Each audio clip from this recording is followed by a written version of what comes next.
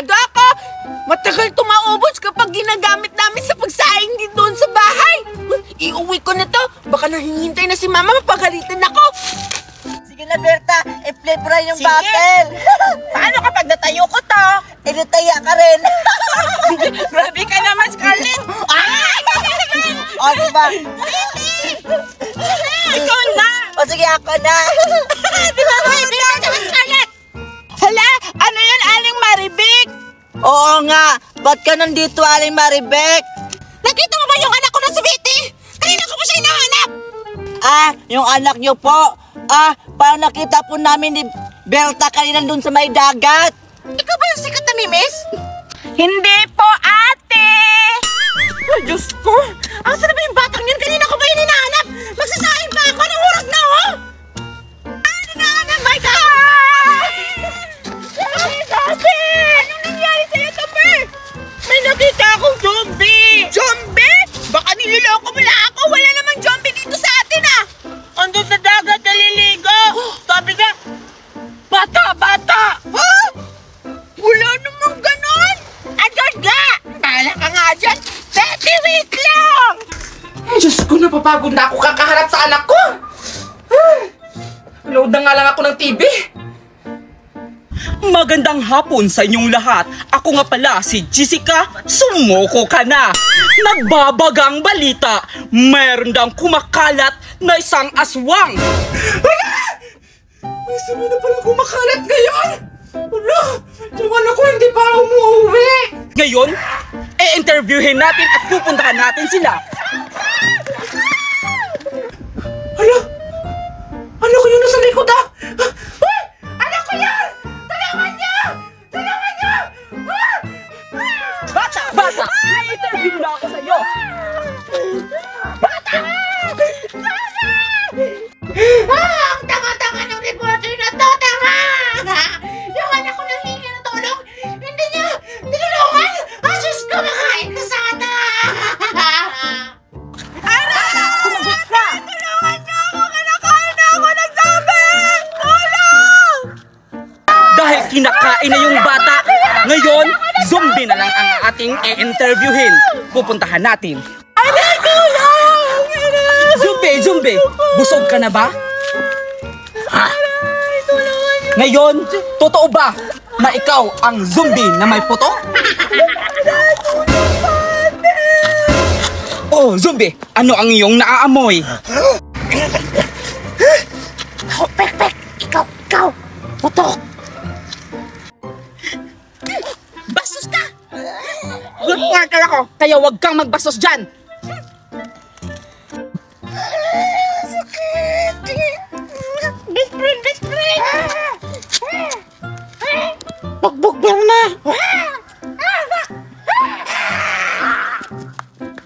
Dahil tapos na ang aking trabaho, rest in peace sa batang pinatay.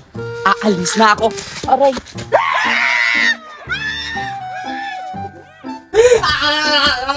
Kinain na nila yung anak ko! Mami! Honor po ako sa school! Wow! Ang galing naman ng anak ko! Dahil honor ka, may gift ako sa'yo! Wow! Talaga, Mami! Thank you, Mami!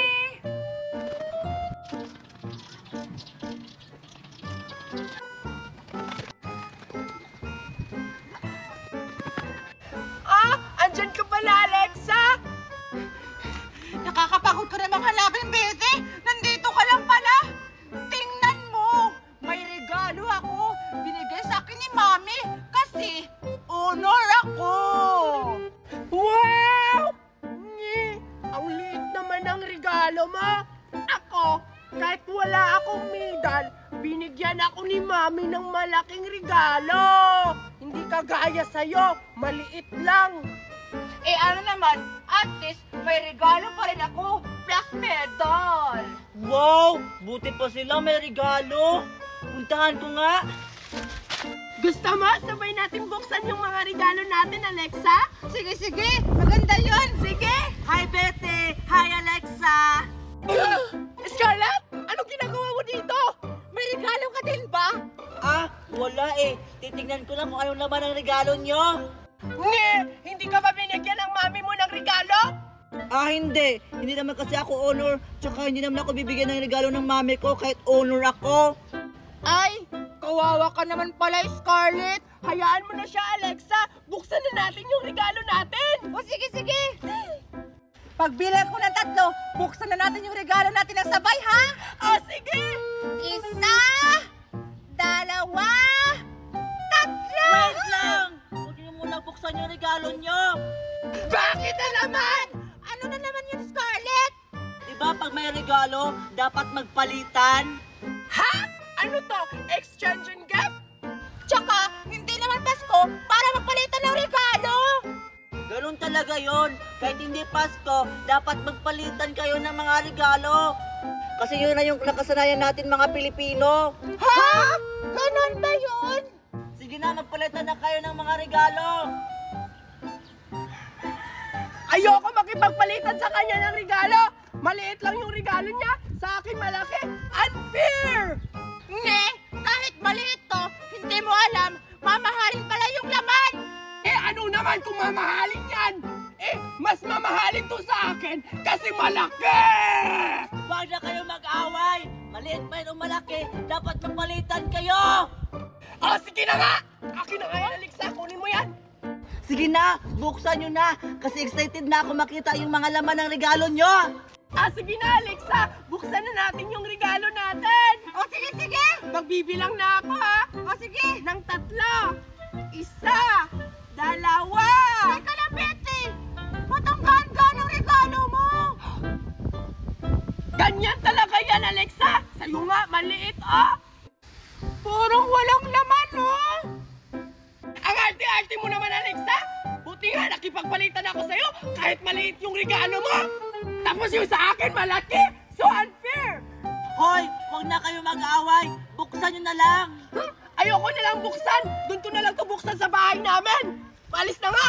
Pinapauwi na pala ako ni Mama. Bye, Alexa! Sabi nga.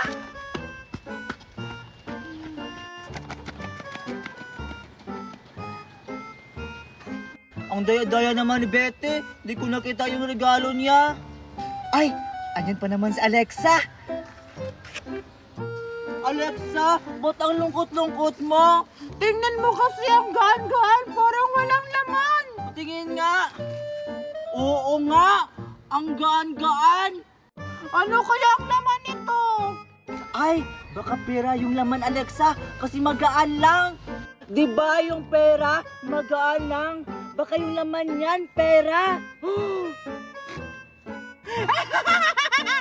Pero yung laman nito, naisahan ko si Betty! Sige na, Alexa, buksan mo na, excited na ako. O sige, sige! Eto na, buksan ko na! Wala! Ano to? Bakit itim? Oo nga, no? Buksan mo pa nga, Alexa. O sige, sige! Ah! Ano to? Ah! Hala! Kaldero! Hala! Wala, Alexa, mukhang naisahan ka ni Betty. Wala, bakit kaldero yung regalo niya? Mukhang ako yung nesa ni Betty! Ayan! Naisahan ko si Alexa!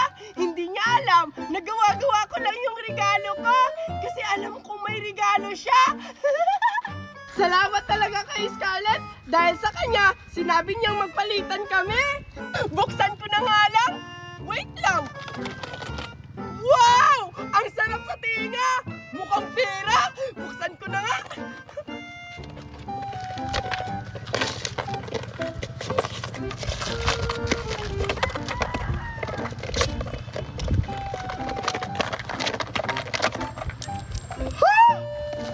Hala! Wow! Pera! Ang laki naman ng pera na to! Ang swerte-swerte ko talaga! Nakakuha ko ng regalo!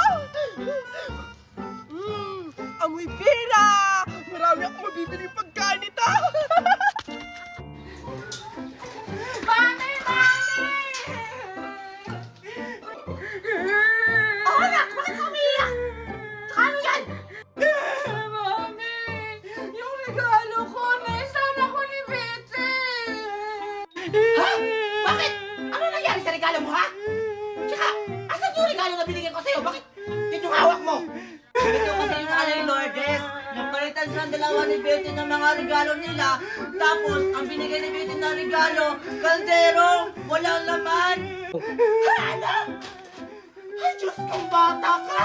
Alam mo ba ang laman ng regalo mo? Nilagyan ko yun ng pera para mabili mo ng laruan yung Barbie na mamahalin! Ay, Diyos ka! Pumunta talaga yung batang yan! Tara! Sumayan mo ako! Sige po.